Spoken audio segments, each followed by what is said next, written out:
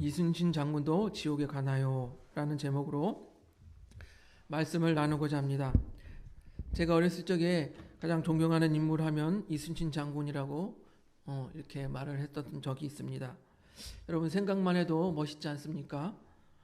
10배가 넘는 수적 열세에도 불구하고 신에게는 아직 12척의 배가 있습니다. 이렇게 하면서 전장에 나가는 그 이순신 장군을 바라볼 때 정말 다시 보아도 우리가 가슴에 뭉클하고 멋진 대사입니다. 그런데 실제로는요, 133척의 일본군을 상대로 우리 13척의 배로 승리하였다라고 합니다. 근데 더욱 놀라운 것은 이순신 장군이 반역죄인으로 몰리는 상황에서도 이순신 장군은 포기하지 아니하고 꿋꿋하게 나라를 지키기 위하여 싸웠다라는 거예요. 이렇게 대한민국에서 누구나 존경하는 이순신 장군이 천국에 가지 못하고 지옥에 간다. 여러분 어떻게 생각하십니까? 그런데 오늘 본문 말씀을 보니까요, 사도행전 4장 12절을 보겠습니다. 넘겨주세요. 사도행전 4장 12절 같이 읽습니다. 시작. 다른 이로서는 구원을 받을 수 없나니 천하 사람 중에 구원을 받을 만한 다른 이름을 우리에게 주신 일이 없음이라 하였더라. 오직 예수 이름을 믿어야 천국에 갈 수 있다라고 말하고 있습니다. 그런데 이순신 장군이 살았을 당시에 그 조선에는 교회가 없었겠지요. 교회가 없으니 이순신 장군도 예수님에 대하여 듣지를 못했겠지요. 그러니 천국에 갈 수 없었겠죠. 천국에 가지 못했으니 반대로 지옥에 갔을 것이라고 우리는 생각할 수 있습니다. 그러니까 이 말씀대로 우리가 생각을 하면 이순신 장군은 천국에 가지 못하고 지옥에 갔을 것이다 라고 우리는 생각할 수 있다는 거예요. 왜? 예수 이름을 몰랐잖아요. 그래서 우리가 복음을 전할 때 자주 듣는 질문 중에 하나가 바로 이런 질문입니다. 그러면 예수 이름만으로 천국에 간다고 하면 그러면 이순신 장군도 지옥에 가요? 이게 바로 우리가 가장 많이 듣는 질문 중에 하나입니다. 여러분, 예수님이 오시기 이전 사람들, 그리고 예수님과 동시대 동일 장소에서 살지 못했던 멀리 다른 나라에 살던 그런 살다가 예수 이름도 듣지 못하고 살다가 죽은 사람들 전부 지옥에 갈까요? 어떻게 생각하세요? 이거 너무 불공평한 거 아닙니까? 이름이나 들어보고 지옥에 가야지 들어보지도 못하고 지옥에 간다. 불공평한 거 아닙니까? 그래서 사람들은 이 기독교를 불공평하고 비합리적인 종교다라고 생각하는 경향이 있습니다. 거기에 요즘에는요, 종교다원주의가 들어와서 야 어디로 가든 산 정상만 올라가면 되는 거 아니냐, 일로 가든 산 정상만 가면 되는 거 아니냐, 그러면서 우리를 현혹하고 있습니다. 불교에도 극락이라는 곳이 있고 이슬람에도 천국이라는 곳이 있는데 어디로 가든 거기만 가면 되는 거 아니냐, 이렇게 우리를 현혹하고 있습니다. 너희 기독교는 왜 유독히 니네들만 구원이 있다고 하냐? 왜 예수만 믿어야 천국에 갈 수 있다고 하냐? 이렇게 우리들을 비난합니다. 언뜻 들으면 맞는 것 같아요. 또 요즘 젊은 세대는요, 절대성을 부인합니다. 그리고 다양성을 추구해요. 그래서 절대적인 하나님에게 순종해야 한다라고 가르치는 기독교에 대해서 별로 관심을 갖지 않습니다.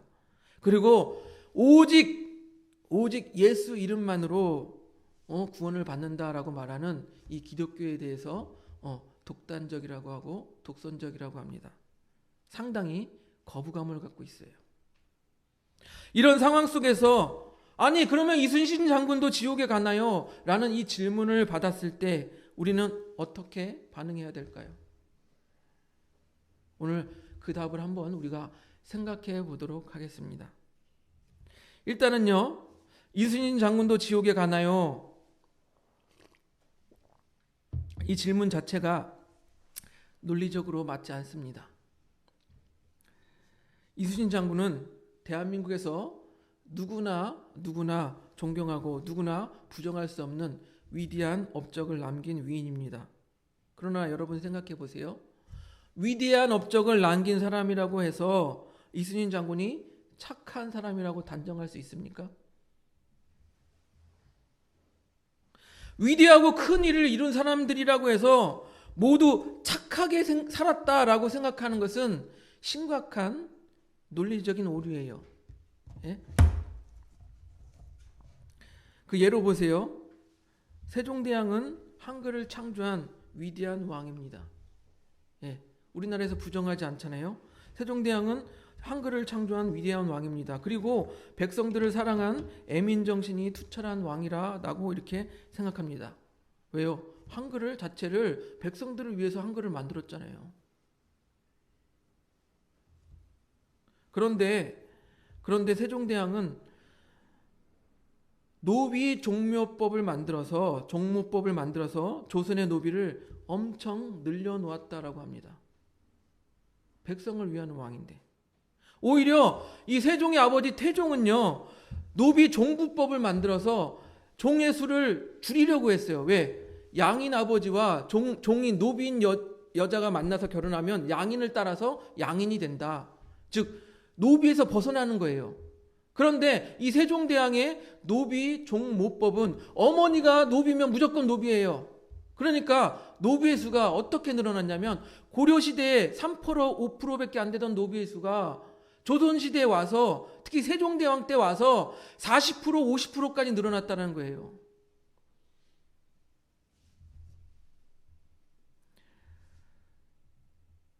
이것이 어찌 애민정신이 투철한 백성을 위하는 왕이라고 생각할 수 있겠습니까? 이렇게 이 역사적 기록이라는 것, 역사적인 것들은 대부분 그들의 위대한 업적을 중심으로 기록하기 때문에 그 어두운 면은 잘 표현하지 않습니다. 제가 이순신 장군을 폄하하는 것이 아니라 이순신 장군이 그렇게 일본의 대군과 싸워서 이겨낸 그런 위대한 일을 했지만 혹시 모르잖아요. 사생활에서 무슨 죄를 범했는지, 또 어떤 잘못된 그런 나쁜 버릇이 있었는지 우리는 모르잖아요. 그렇기 때문에 그 사람의 업적 때문에 그가 천국에 갈 만한 착한 사람이다라고 생각하는 것은 심각한 논리적인 오류라는 거예요. 그래서 오히려 이렇게 물어봐야 될 것입니다. 착하게 살았는데 예수님을 알지 못하는 시대와 예수님을 알지 못하는 지역에 살았던 사람들은 모두 지옥에 가나요? 이렇게 물어봐야 될 거예요.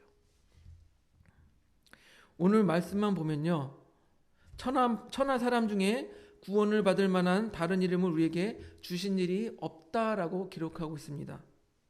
그렇기 때문에 예수님을 알지 못하고 죽어간 그 많은 사람들은 천국에 가지 못하고 지옥에 가게 될 것이라 라고 생각할 수 있습니다. 그런데요, 그렇게 생각하면 아까 말씀드린 것처럼 너무 불공평하다라고 생각할 수 있잖아요. 그래서 하나님께서는 성경 말씀을 통하여서 우리들에게 아주 작은 힌트를 허락하셨어요. 로마서 1장 19절과 20절을 보겠습니다. 넘겨주세요. 우리 같이 한번 읽어보겠습니다. 로마서 1장 19절 20절 시작. 이는 하나님을 알만한 것이 그들 속에 보임이라. 하나님께서 이를 그들에게 보이셨느니라. 창세로부터 그의 보이지 아니하는 것들 곧 그의 영원하신 능력과 신성이 그가 만드신 만물에 분명히 보여 알려졌나니 그러므로 그들이 핑계하지 못할지니라. 아멘. 하나님께서 이 세상 만물을 창조하시고 그 만물 가운데 창조하신 만물 가운데 하나님의 신성과 능력을 숨겨놓았다라는 거예요. 담아놓았다라는 거예요. 그래서 우리는 이 하나님이 창조하신 이 만물들을 바라보면서 하나님을 발견할 수 있게 된다라는 겁니다.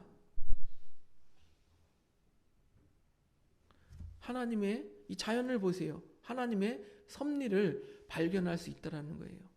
그래서 어떻다고요? 하나님이 없다 핑계하지 못할 것이다 라고 말하는 거예요. 제가 대학 때 생물학 교수님도 수업 도중에 우리들에게 이렇게 말씀을 하셨어요. 자신은 종교가 없다.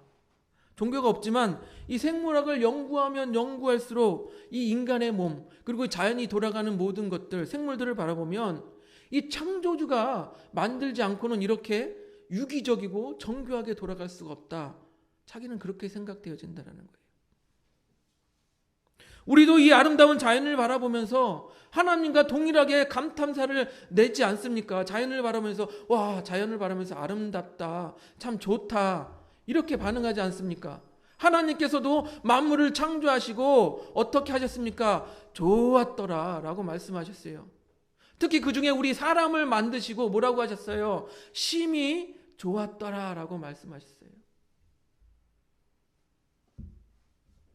그런데 사람들은요, 이 하나님께서 창조하신 이 만물을 바라보면서 아름다운 자연을 바라보면서 아, 하나님이 창조하셨구나 이렇게 생각하고 하나님께 영광을 올려드려야 하는데 오히려 하나님이 창조한 것들을 섬기고 있어요.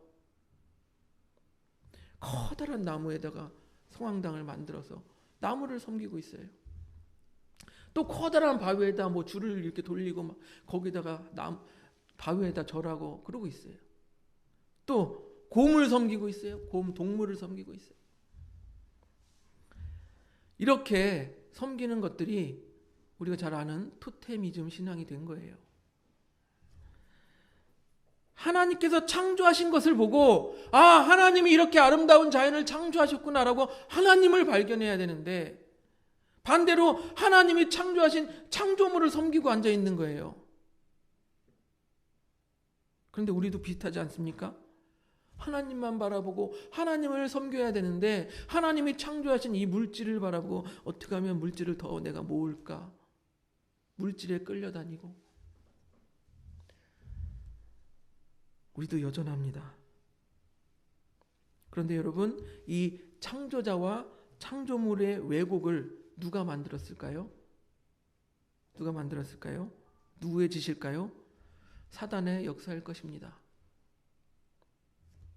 이렇게 우리가 하나님께서 창조한 것들을 바라보면서 우리가 하나님을 발견하고 하나님의 섭리를 발견하는 것을 일반 계시라고 말합니다.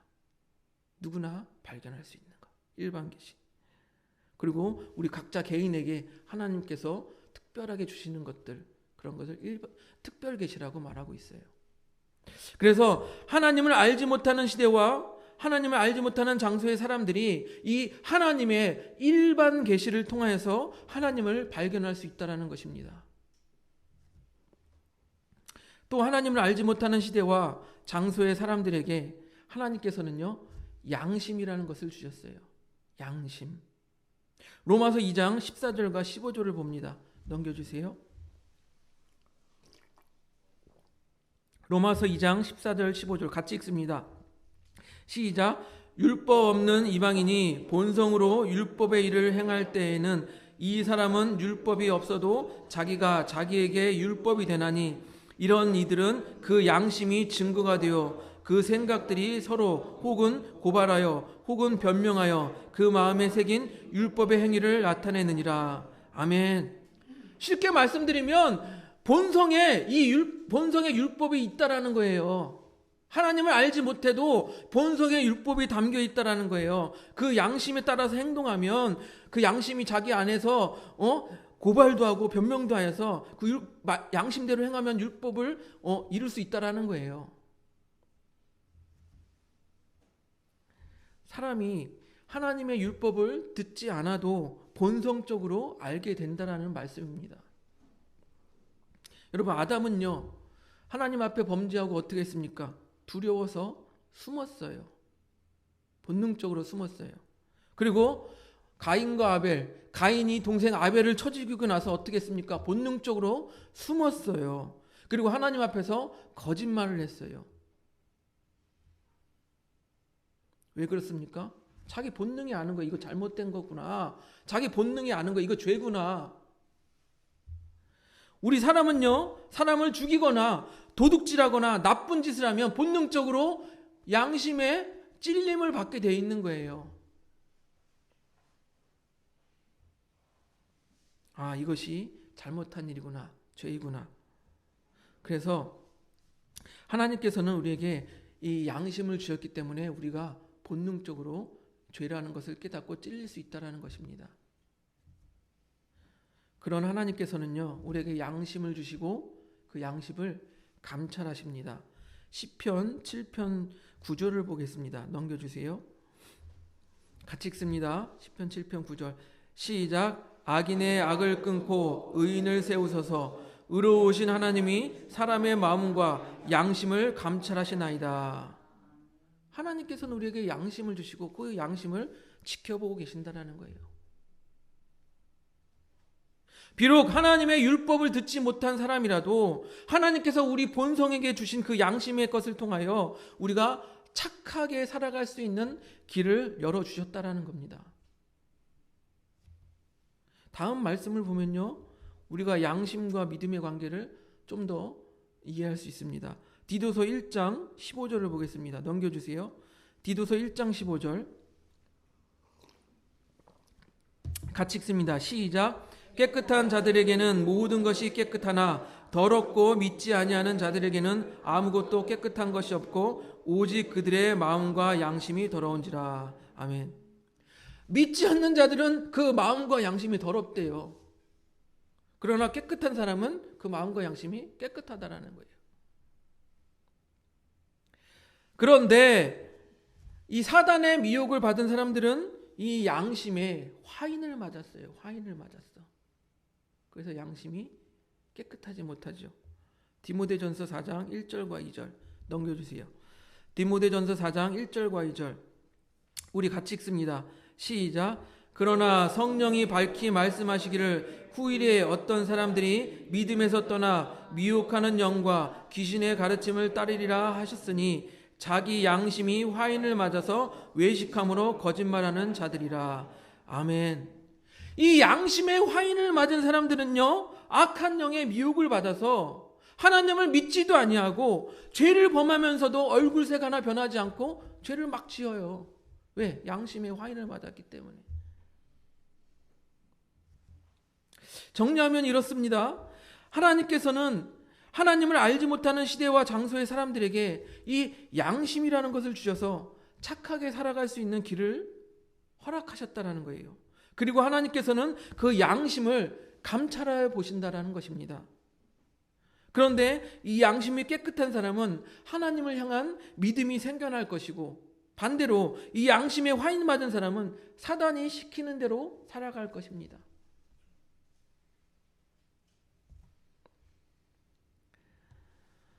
예수님을 모르는 시대와 장소의 사람들이 착하게 살아도 지옥에 가냐고 물었는데 그러면 어떻게 하는 것이 착하게 사는 것일까요? 사도행전 4장 9절을 한번 보겠습니다. 넘겨주세요. 사도행전 4장 9절 같이 읽습니다. 시작. 만일 병자에게 행한 착한 일에 대하여 이 사람이 어떻게 구원을 받았느냐고 오늘 우리에게 질문한다면, 이 말씀이 나오게 된 배경은 우리 지난주와 연결이 되는데요. 베드로와 요한이 부활하신 예수님을 전하고 있었습니다. 그래서 그 말을 들은 사람들이 5,000명이나 주님 앞에 돌아왔다라고 기록하고 있습니다. 하지만 부활이 없다고 하는 사두개인들, 이 사두개인들은 이 대제사장들과 함께 관련이 돼서 이 대제사장들의 이익을 대변하는 사람들이에요. 그래서 이 사두개인들이 고발하여서 베드로와 요한을 잡아 가두었습니다.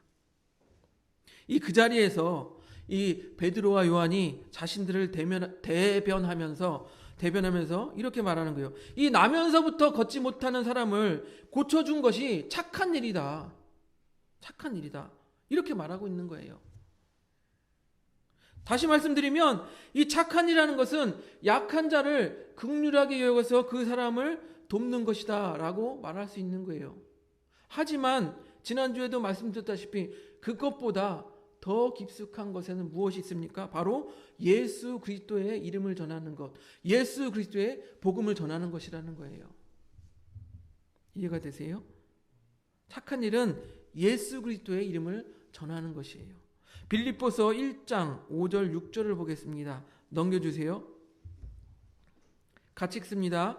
시작. 너희가 첫날부터 이제까지 복음을 위한 일에 참여하고 있기 때문이라. 너희 안에서 착한 일을 시작하신 이가 그리스도 예수의 날까지 이루실 줄을 우리는 확신하노라. 뭐라고요? 복음을 전하는 일, 곧 착한 일.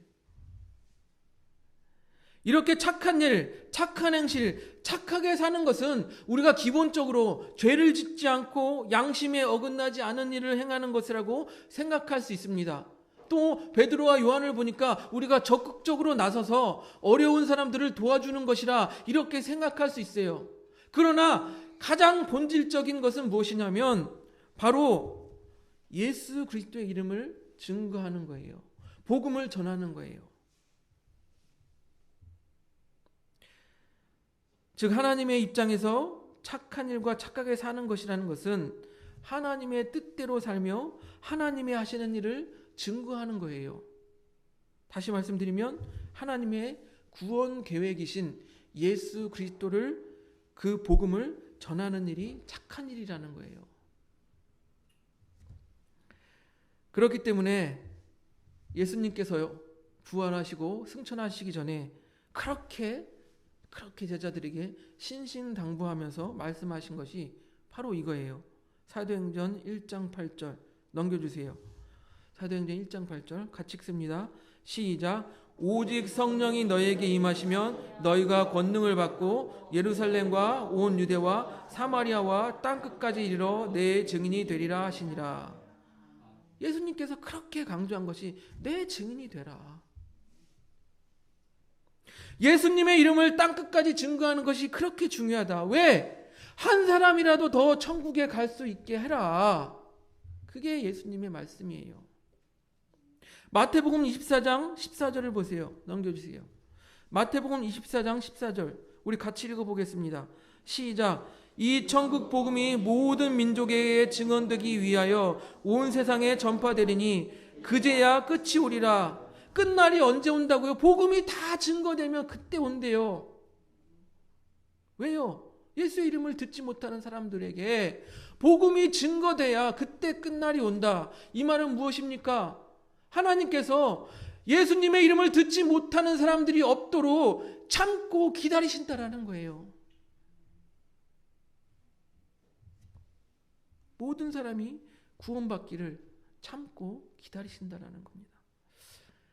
사랑하는 성도 여러분, 잘 모르는 사람들은요, 그럼 이순신 장군도 지옥에 가나요? 라고 물으면서 하나님의 이 신성을 의심합니다. 하지만 우리는 분명히 알아야 돼요. 하나님께서는 하나님이 창조하신 모든 이 만물 가운데 하나님의 신성을 담아 놓았다라는 거예요. 우리가 발견할 수 있도록. 그리고 우리 인간의 본성 가운데 양심을 주심으로 우리가 착하게 살아갈 수 있는 길을 열어주셨다라는 거예요. 그러니까 우리는 어떻게 생각해야 되겠습니까? 저 예수님을 알지 못하는 시대와 예수님을 알지 못하는 지역에 살았던 사람들이 천국에 갔는지, 천국에 가지 못했는지, 그거 우리가 모르는 거예요. 오직 하나님의 뜻 가운데 있는 것입니다. 그렇기 때문에 우리는 그런 사람들, 예수님을 알지 못하는 시대와 예수님을 알지 못하는 지역에 살았던 사람들이 천국에 갔느니 천국에 못 갔느니 거기에 신경 쓰고 있기보다는 주님께서 우리에게 명령하신 땅끝까지 이르러 내 증인이 되라고 하신 그 말씀, 왜요? 한 사람이라도 더 구원받으라고. 갔느니 못 갔느니 따지는 그 시간에 한 사람이라도 더 구원받으라고 예수님의 이름을 증거하는 일이 우리에게 더 중요하다라는 것입니다. 그 일이 바로 하나님 나라를 앞당기는 길이기 때문입니다. 그리고 그 예수의 이름을 증거하는 것이 하나님의 뜻에 따라 착하게 살아가는 길이기 때문입니다. 여러분 생각해 보세요. 수많은 시대, 수많은 나라, 이 수많은 사람들 중에 아까 예수님의 이름을 듣지도 못하고 살다가 죽어간 수많은 사람들 중에 내가 예수님을 이름을 듣고 예수님을 믿음으로 말미암아 구원받게 됐다는 사실, 얼마나 큰 은혜입니까? 그들은 구원받는지 안 받았는지 몰라요. 그러나 우리는 구원받았다라고 우리에게 확신을 주시지 않습니까? 예수의 이름을 부르는 자들, 예수의 이름을 믿는 자들에게 구원을 주신다고 하시지 않습니까? 그 은혜에 집중하며 착하게 살아가시는 우리 하늘봄교회 성도님들이 되시기를 주님의 이름으로 축복드립니다.